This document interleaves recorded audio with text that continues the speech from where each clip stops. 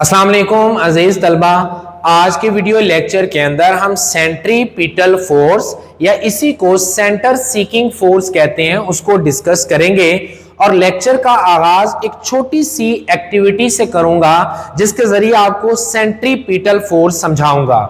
अजीज तलबा, मैंने एक बॉल ली, इसको एक रोप यानी कि रस्सी के साथ बांध रखा है और मैं इसको सर्कल के अंदर जो है वो मूव करवा रहा हूं। देखिएगा कि जैसे ही मैंने बॉल को मूव करवाया ये बॉल सर्कल के अंदर घूम रही है। जैसे ही मैं इसको छोड़ूंगा तो ये बॉल एक खास एंगल पे मूव करेगी। देखिएगा जरा, मैंने इसको जैसे ही छोड़ा तो बॉल एक खास एंगल के ऊपर मूव की। अब कोई ऐसी फोर्स है जो इसको सेंटर के ऊपर घूमने में मदद कर रही है, उस फोर्स को सेंट्रीपिटल फोर्स कहते हैं। जैसे ही वो फोर्स को मैंने जो है वो खत्म किया यानी कि छोड़ा रस्सी को, वो फोर्स खत्म हुई तो ये बॉल एक खास एंगल पर डिफ्लेक्ट हो गई। अजीज तलबा, अब ये जो सेंट्रीपिटल फोर्स है इसकी वजाहत के लिए पहले इसकी डेफिनेशन को पढ़ते हैं फिर वजाहत करते हैं। A force that makes an object to follow a circular path, वो फोर्स जो किसी ऑब्जेक्ट को एक सर्कल के अंदर मूव करने पर मजबूर करती है उसको सेंट्रीपिटल फोर्स कहा करते हैं। अजाने मन, इसी फोर्स का दूसरा नाम है सेंटर सीकिंग फोर्स, यानी कि ऐसी फोर्स है जो सेंटर की तरफ डायरेक्टेड हुआ करती है। अजीज तलबा, मैंने एक सर्कुलर मोशन के लिए ये जो है वो एक डायग्राम बनाई है। ये कोई ऑब्जेक्ट है, सर्कल में मूव करेगा, उसका सेंटर ये है और सर्कुलर स्टडी को हमेशा सेंटर से किया जाता है। अजीज तलबा, ये मेरा कोई ऑब्जेक्ट है, उसका कोई ये रेडियस आर हुआ। ऑब्जेक्ट इस वक्त यहां पर मौजूद है। जैसे ही ये सर्कल के अंदर मूव करेगा थोड़ी देर बाद ये ऑब्जेक्ट यहां पर आया और सेंटर के साथ इसका जो एंगल बना that angle is the theta. थोड़ी देर बाद ये ऑब्जेक्ट यहां पर आ गया, फिर ये सेंटर के साथ ये बनाएगा एंगल थीटा। ऑब्जेक्ट जब यहां पर आया तो फिर भी ये सेंटर के साथ कनेक्टेड है, ऑब्जेक्ट यहां पर आया तो फिर भी ये सेंटर के साथ कनेक्टेड है।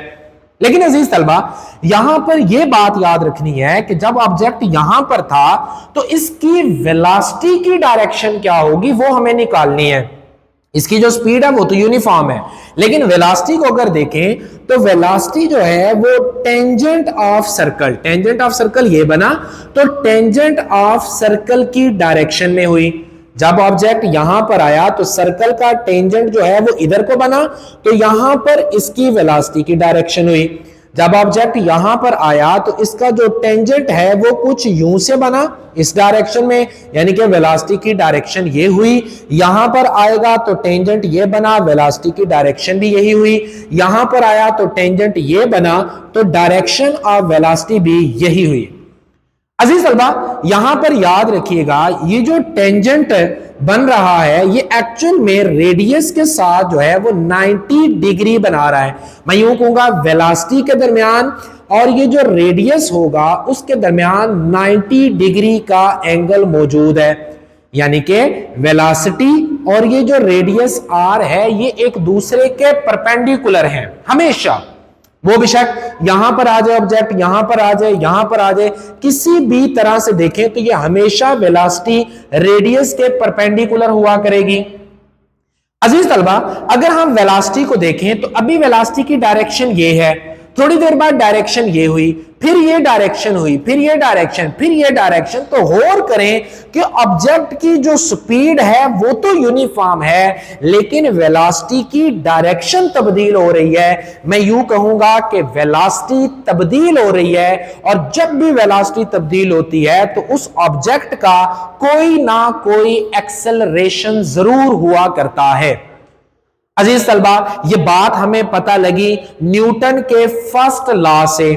न्यूटन का फर्स्ट लॉ कहता था कि जब कोई ऑब्जेक्ट स्ट्रेट लाइन में मूव कर रहा है उसकी वेलोसिटी अगर तब्दील ना हो तो उसका एक्सेलरेशन जीरो हुआ करता है। इसी को आप लॉ ऑफ इनर्शिया कहते हैं, जिसको छोटी क्लासेस में कुछ ऐसे पढ़ा कि अगर कोई ऑब्जेक्ट मूव कर रहा है तो वो मूव करता रहना चाहेगा, अगर कोई ऑब्जेक्ट रेस्ट में है तो वो रेस्ट में ही रहना चाहेगा। यानी कि अगर ऑब्जेक्ट एक स्ट्रेट लाइन में मूव कर रहा है, जिस वेलोसिटी के साथ कर रहा है वो उसी के साथ मूव करना चाहेगा। अगर वो उसी वेलोसिटी के साथ मूव कर रहा है तो उसका एक्सेलरेशन जीरो हुआ करेगा। अजीजाने मन, लेकिन सर्कुलर मोशन के अंदर हमने देखा कि इसकी वेलोसिटी की डायरेक्शन तब्दील हो रही है, तो मैं यूं कहूंगा कि वेलोसिटी तब्दील हो रही है तो एक्सेलरेशन जीरो नहीं है। कहां से पता लगा? न्यूटन के फर्स्ट लॉ से, यानी कि इसका कोई ना कोई एक्सेलरेशन होगा और उस एक्सेलरेशन को आप सेंट्रीपिटल एक्सेलरेशन कहा करेंगे।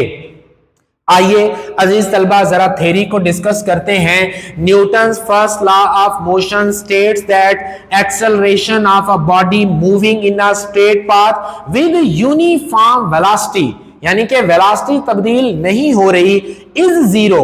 अब उसका एक्सेलरेशन जीरो होगा अगर उसकी वेलोसिटी यूनिफॉर्म है, in absence of external force. External force का मतलब है कि उसकी वेलोसिटी तो तभी तब्दील होगी जब कोई एक्सटर्नल फोर्स लगेगी। एक्सटर्नल फोर्स नहीं लग रही तो उसकी वेलोसिटी भी तब्दील नहीं हो रही। अजाने मन, ये जो फोर्स इसके ऊपर लगी, यानी कि ये ऑब्जेक्ट यहां पर जाना चाहता था मगर ये ऑब्जेक्ट सेंटर की तरफ आया, तो सेंटर की तरफ क्यों आया?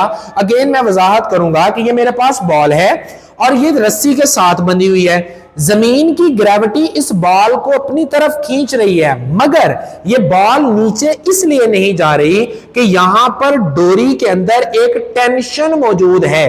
ग्रेविटी नीचे को खींच रही है, डोरी की टेंशन जो है वो इसको ऊपर की जानिब खींच रही है। अब जब मैं इसको घुमाता हूं तो वो जो डोरी की टेंशन टी है वो दर हकीकत तब्दील हो जाती है सेंट्रीपिटल फोर्स के अंदर, जिसको मैंने आवाज में ही बताया कि सेंट्रीपिटल फोर्स इट सेल्फ कोई फोर्स नहीं है, मगर ये फोर्स दूसरी फोर्स की ही वजह से पैदा हुआ करती है। जैसे सूरज जो है वो सेंटर के अंदर मौजूद है, इर्द गिर्द उसके प्लैनेट जो है वो मूव कर रहे हैं, तो सूरज के अंदर और प्लैनेट के अंदर एक ग्रेविटेशनल फोर्स है। वो ग्रेविटेशनल फोर्स जो है वो तब्दील हो जाती है सेंट्रीपिटल फोर्स के अंदर। एटम है, न्यूक्लियस दरमियान में मौजूद है, इलेक्ट्रॉन जो हैं वो साइडों पर उसके मूव कर रहे हैं, तो इनके दरमियान इलेक्ट्रोस्टैटिक फोर्स ऑफ अट्रैक्शन है। अब ये इलेक्ट्रोस्टैटिक फोर्स ऑफ अट्रैक्शन किस में तब्दील हो जाती है? सेंट्रीपिटल फोर्स के अंदर। यहां तक बातें क्लियर? यानी कि इट सेल्फ सेंट्रीपिटल फोर्स का वजूद नहीं है, मगर ये फोर्स दूसरी जो फोर्स है वही मुहैया करती हैं ताकि वो ऑब्जेक्ट सर्कल के अंदर मूव कर सके। अजीज तलबा, अभी मैंने यहां पर बात की कि जो वेलोसिटी की डायरेक्शन है वो हमेशा चेंज हो रही है, तो मैंने लिखा direction of velocity is changing when an object is moving in a circle with a uniform speed. जैसे ही ऑब्जेक्ट यूनिफॉर्म स्पीड के साथ मूव करेगा तो उसकी वेलोसिटी की डायरेक्शन भी तब्दील होगी। याद रखिएगा, मैं अगेन कह रहा हूं कि इस केस के अंदर जो मैंने डिस्कस किया है ऑब्जेक्ट की यूनिफॉर्म स्पीड है। अब यूनिफॉर्म स्पीड है लेकिन उसकी वेलोसिटी तब्दील हो रही है, वेलोसिटी तब्दील होने से एक्सेलरेशन आएगा, उस एक्सेलरेशन को सेंट्रीपिटल एक्सेलरेशन कहेंगे, जिसकी डेफिनेशन इस तरह से है, change in velocity of object moving in a circular path. कोई ऑब्जेक्ट अगर सर्कुलर पाथ के अंदर मूव करेगा तो उसकी वेलोसिटी तब्दील होगी और जो एक्सेलरेशन पैदा होगा उस एक्सेलरेशन को सेंट्रीपिटल एक्सेलरेशन कहेंगे। Is called centripetal acceleration. अब ये जो एक्सेलरेशन होगा अजीज तलबा, इसकी डायरेक्शन जो है वो सेंटर की तरफ होगी। यानी कि अब देखें कि ये मैंने कहा कि अगर डोरी की टेंशन टी है, क्लियर, जैसे ही ये यहां पर मूव करने लगा तो इस टेंशन ने फोर्स मुहैया कर दी, यानी कि यही टेंशन है सेंट्रीपिटल फोर्स दे रही है। जब ये सर्कल में मूव किया तो वो फोर्स जो होगी वो एफ होगी, क्लियर। अब वो जो F होगी वो फोर्स चूंकि बार बार सर्कल के अंदर घुमा रही है, इसको आप सेंट्रीपिटल फोर्स कहेंगे, जिसको FC कहा करेंगे, सेंट्रीपिटल फोर्स। और हमेशा सर्कल के किसी भी तरफ देख ले, इस फोर्स की जो डायरेक्शन होगी वो हमेशा सेंटर की तरफ रहेगी, इसीलिए इसको सेंटर सीकिंग फोर्स कहते हैं, यानी कि इसका रुझान सेंटर की तरफ होता है। अजीज तलबा, अब चूंकि सेंट्रीपिटल फोर्स जो है वो सेंटर की तरफ होगी, तो जो एक्सेलरेशन सेंट्रीपिटल एक्सेलरेशन होगा उसकी भी जो डायरेक्शन होगी वो भी किस तरफ हुआ करेगी, सेंटर की तरफ होगी।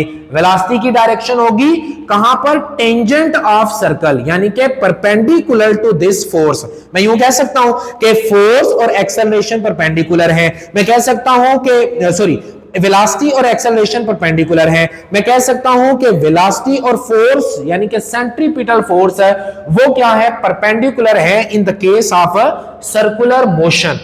क्लियर होगी यहां तक बातें। नाउ अजीज तलबा, अब हम इसकी जो है वो फार्मूले को डिराइव करते हैं। डेरिवेशन के लिए अगेन जो है वो हम सर्कल का सहारा लेते हैं। मैंने कहा कि ये मेरा सेंटर है, इसी तरह से है ऑब्जेक्ट मेरा यहां पर मौजूद है, इस जगह को, इस पॉइंट को मैं कहता हूं this one is a point, ये मेरा कोई ए पॉइंट है, ये मेरा जो पॉइंट है this one is origin O point है, और ये जो लेंथ है ओ ए की जो लेंथ है this one is known as R, यानी कि ये कोई रेडियस हुआ। थोड़ी देर के बाद ये ऑब्जेक्ट ए से मूव कर कर चला गया पोजीशन बी के ऊपर, तो पोजीशन बी के ऊपर जब गया तो सेंटर के साथ इसका एंगुलर जो डिस्प्लेसमेंट हम कहेंगे that will be a theta, और ऑब्जेक्ट अभी कहां पर मौजूद है, पोजीशन बी के ऊपर मौजूद है। This one is your position B. अब अजीज तलबा यहां पर देखें कि मैंने आपको सर्कुलर मोशन में भी पढ़ाया था कि ए और बी के दरमियान ये जो डिस्टेंस है दैट इज एस, जो कि एक आर्क के बराबर है, यानी कि ये आर्क है, छोटी है ये बड़ी है उससे हमें कंसर्न नहीं है। दिस वन इज आर्क, और ये एक डिस्टेंस है जिसको मैंने रिप्रेजेंट कर दिया एस के साथ। अब अजीज तलबा यहां पर देखें, जब ये ऑब्जेक्ट यहां पॉइंट ए पर था तो इसकी वेलोसिटी की जो डायरेक्शन है वो टेंजेंट ऑफ सर्कल पर हुई, यानी कि यहां पर इसका एंगल जो है वो इसके साथ 90 डिग्री बना। इसी तरह से है जब ऑब्जेक्ट यहां बी पर आया तो इसके टेंजेंट की डायरेक्शन ये हुई, यानी कि वेलोसिटी यहां पर मैं कहता हूं कि ये वी आई इनिशियल वेलोसिटी होगी, वेलोसिटी की ये डायरेक्शन पोजीशन 2 पर गया तो मैं इसको कह देता हूं वी एफ के ये मेरी अभी फाइनल वेलोसिटी है, और डायरेक्शन जो है वो इस तरफ हो गई। अजीज तलबा अब यहां पर देखें ए और बी के दरमियान जो एंगल है वो है थीटा, लेकिन वी आई और वी एफ के दरमियान कौन सा एंगल होगा, उनके दरमियान भी तो कोई एंगल होना चाहिए। तो उसके लिए अगर मैं इसको इस तरह से लिखता हूं कि वे ये जो हमारे पास वी आई है इसको मैं यूं कर लेता हूं कि this one is my vector addition करते हुए ये मेरा वी आई हो गया। अब मैं वी एफ को कुछ यूं करके लिखता हूं, this one is my V F, ये मेरा वी आई हुआ, this one is we F. और यहां से अगर मैं इसका जो है वो रिजल्टेंट वेक्टर को ड्रा करूं तो वो कुछ इस तरह से होगा। अगर रिजल्टेंट वेक्टर ये है तो मैं कहूंगा कि ये रिजल्टेंट वेक्टर तो एक्चुअल में डेल्टा वी को रिप्रेजेंट कर रहा है, डेल्टा वी यानी कि चेंज इन वेलोसिटी को रिप्रेजेंट कर रहा है। अब देखें वी एफ और वी आई के दरमियान जो एंगल होगा that angle will be is equal to delta theta. वो क्या होगा, डेल्टा थीटा।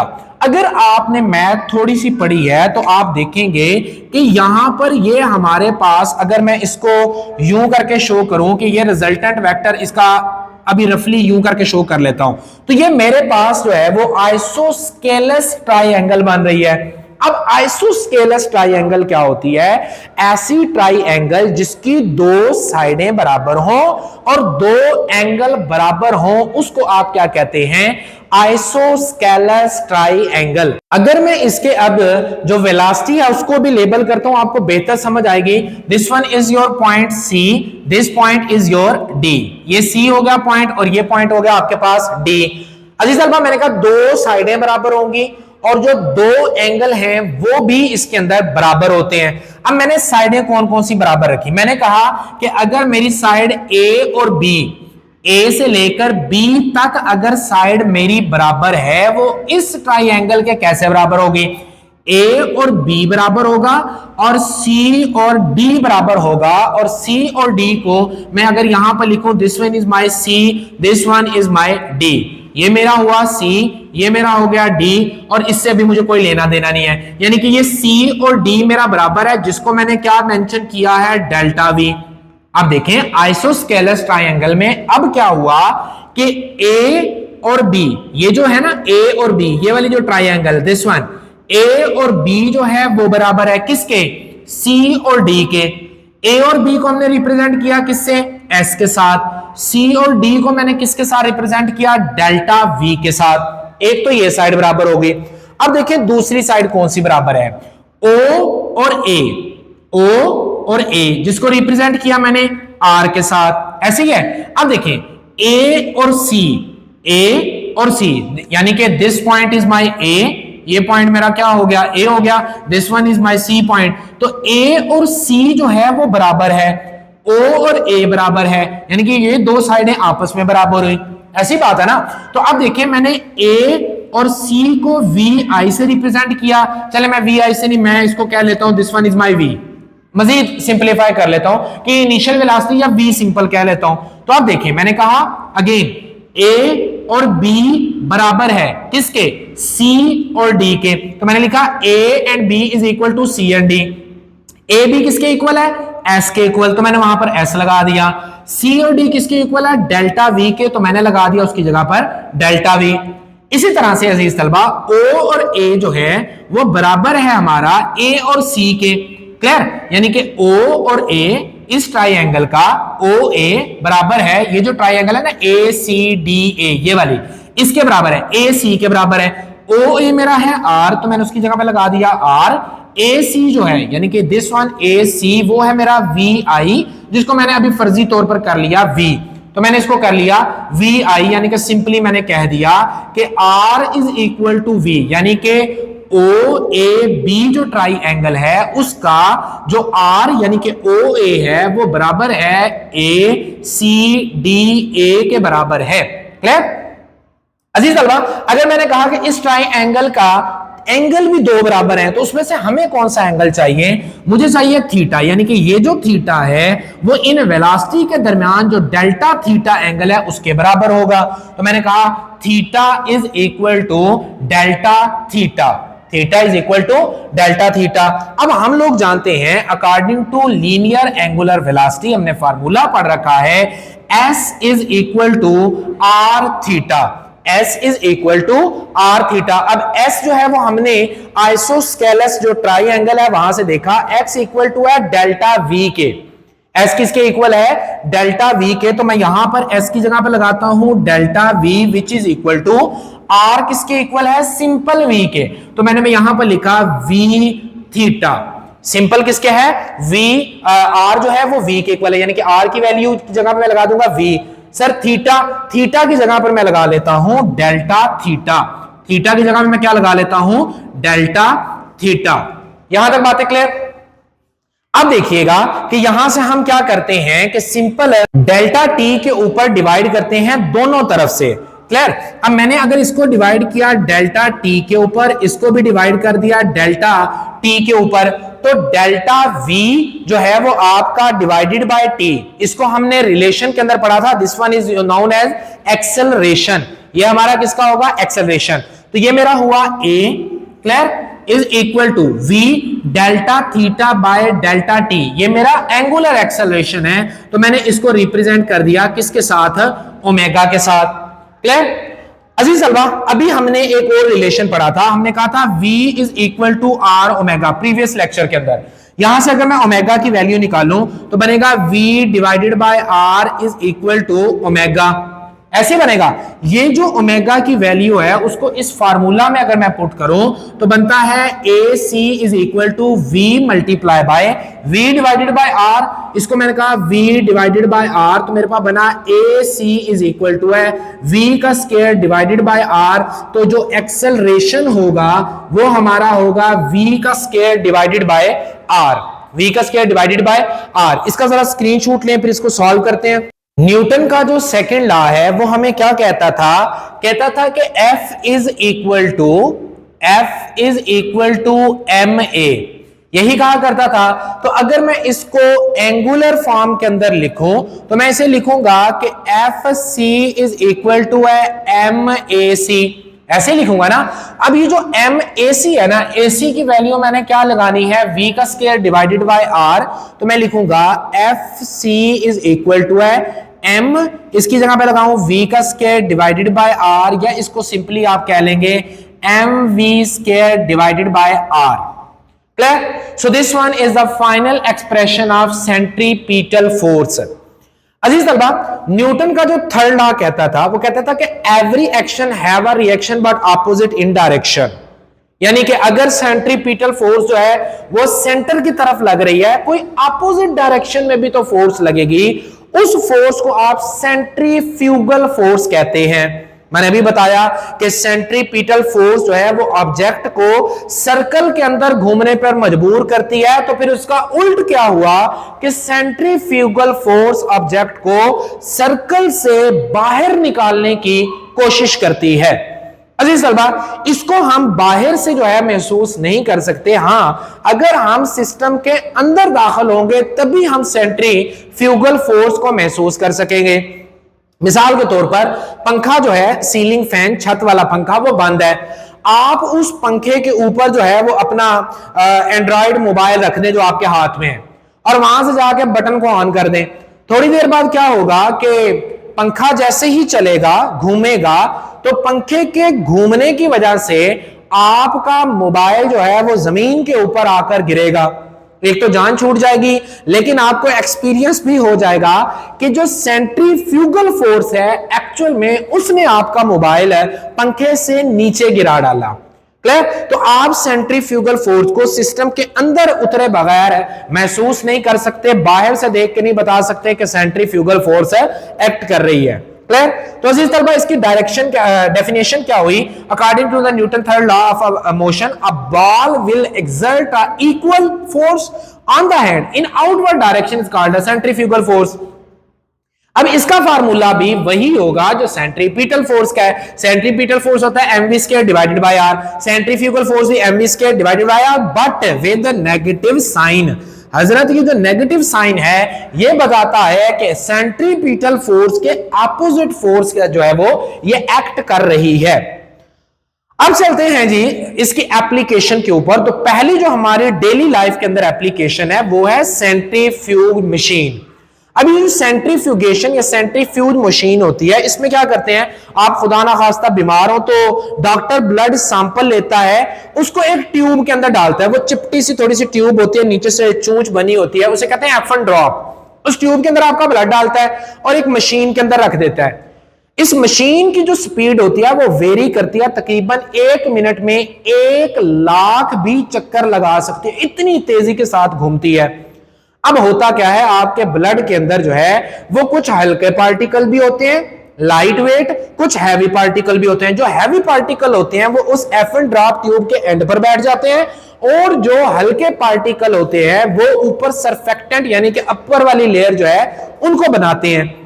क्लियर? इसी तरह से हम जब नैनो पार्टिकल्स वगैरह बनाते हैं, नैनो पार्टिकल्स वही पार्टिकल है जिनकी वजह से आपके मोबाइल आजकल स्लिम से स्लिम होते जा रहे हैं। ये उन्हीं जो है वो टेक्नोलॉजी की मरहून मन्नत है।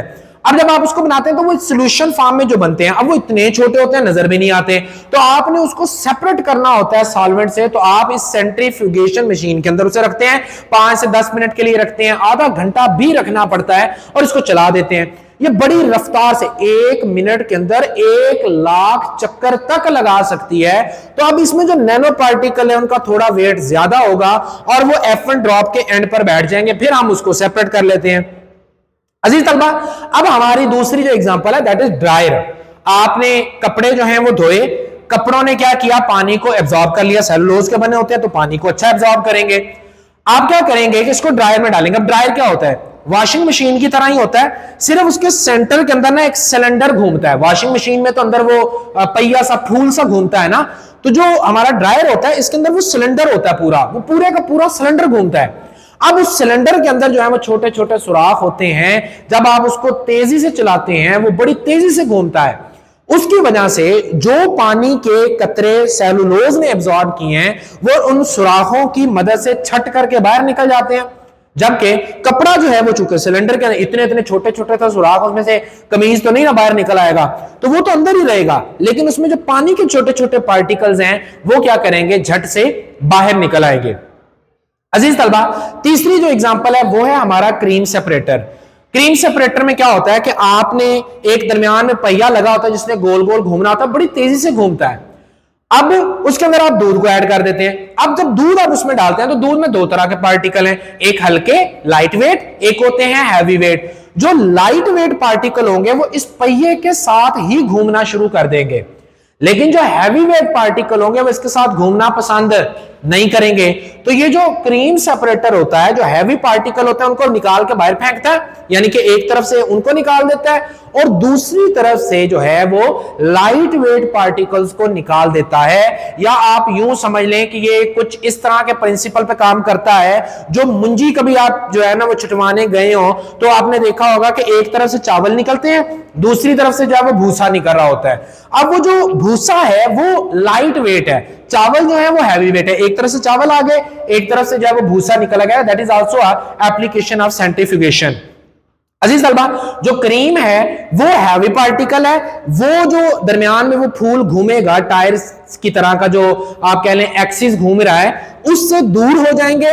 लेकिन जो लाइट वेट हैं, इसमें मिनरल भी होते हैं, आयरन भी होते हैं, वो सारे के सारे इसी पहिए के साथ घूमना शुरू कर देंगे।